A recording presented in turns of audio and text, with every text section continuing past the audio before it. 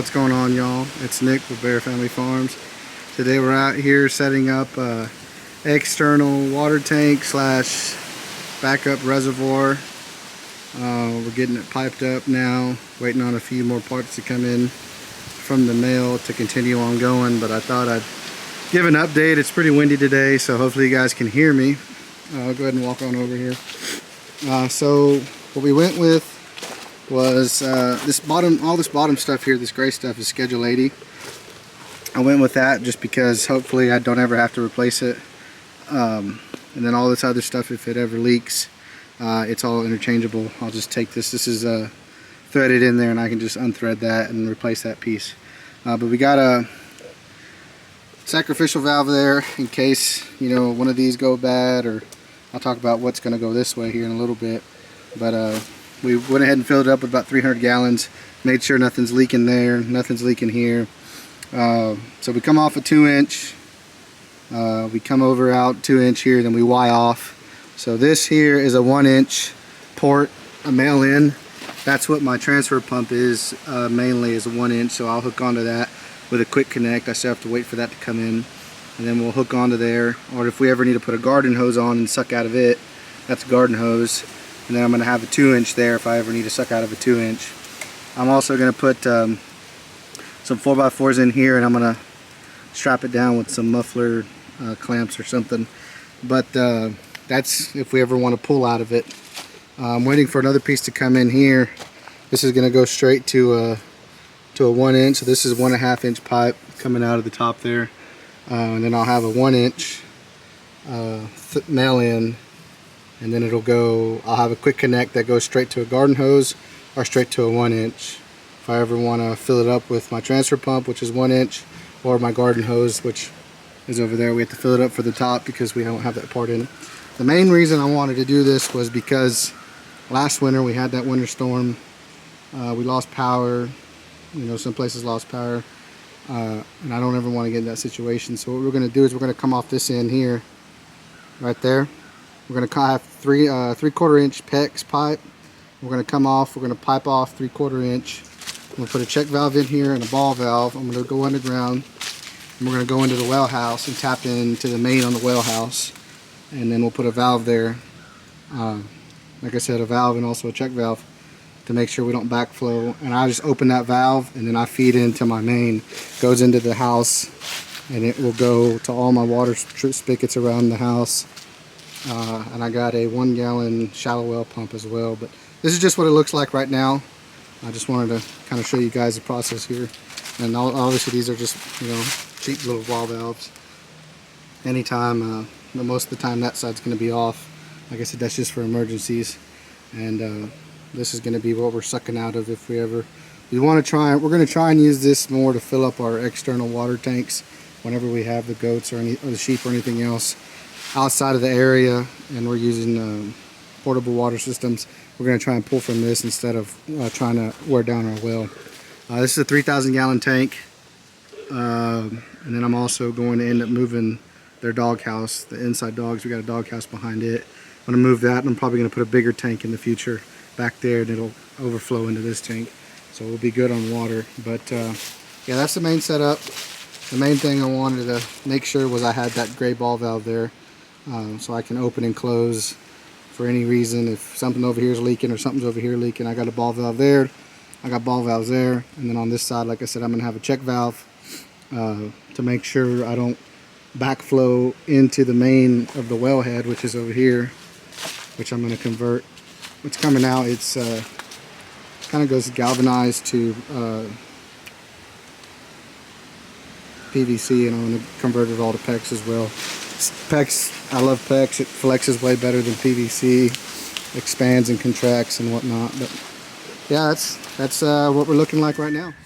Alrighty guys, so I've got my quick connects, like I said I was going to put on here.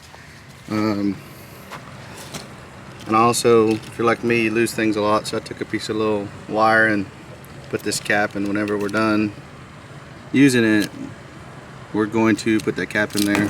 This hose is what we use. It's closest to the well. As you can see over there, there's our water point right there. And then the well house is right there. So we get the fastest pressure using this hose. So we were going to use this hose to fill this up. We'll let it run for an hour or so. We'll probably get 1,000 gallons out of it. And I've got some IBC totes over there that are full of water. That's about 600 gallons, so I'm going to transfer that in here. We'll at least get this thing halfway filled up. We've got our quick connects on here, so our 1-inch quick connect, which is there. That's what our transfer pump is. It's all 1 inch. So if we ever need to pull out of here, suck out of here, we'll mainly be using that. For whatever reason, if we need to use garden hose, we'll have a quick connect for that. And then my 2-inch, my threaded end / quick connect end is not in yet, so that end will go there. I've already opened this up. As you can see, all these valves are open. That one's closed, but I opened it up, made sure we're all plumb and not leaking. Went ahead and let all the water out of the water line.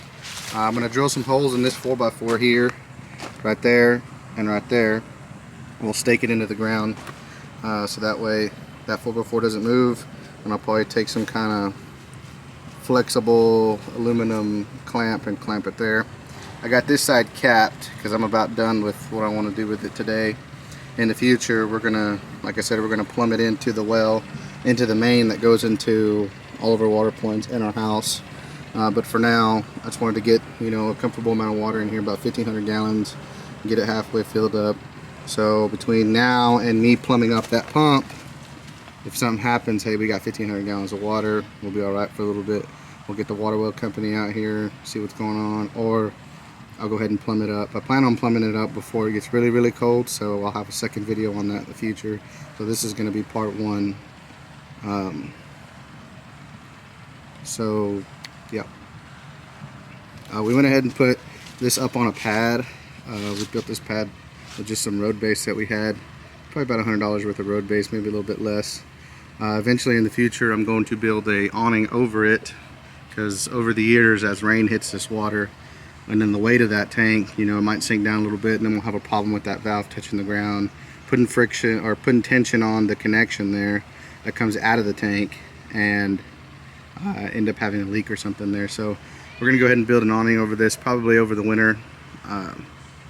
That way, one, this pad doesn't ever sink in, which it probably won't ever, but I'm pretty always think about ahead of time. You know, I want this to be here forever, hopefully. And then on, you know, a second thing on that awning will help. I'll take that elbow off that's up there, and I'll put a Y or a T on it, and then I'll put a rain catching system. Let's say it's a 10 by 10 little section of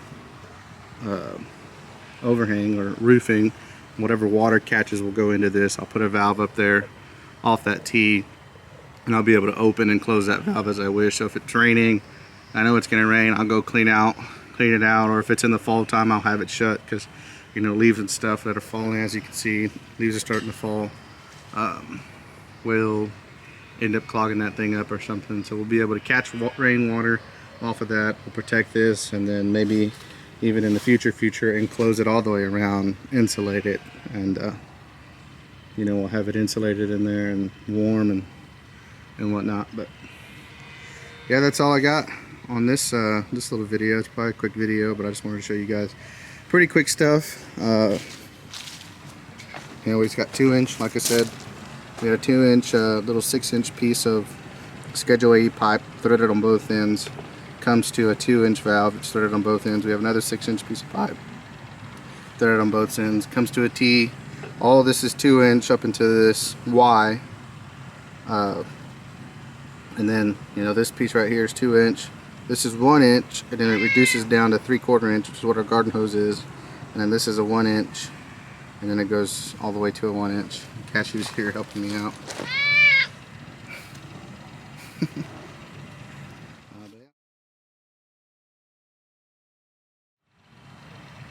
Part 2 is going to have where I plumb up the shallow well pump, 1-horse shallow well pump, and it'll, but yeah, that's basically going to be part 2. Probably be quick as well. Let's go ahead and climb up here, and for the end of the video, show this water coming out of here.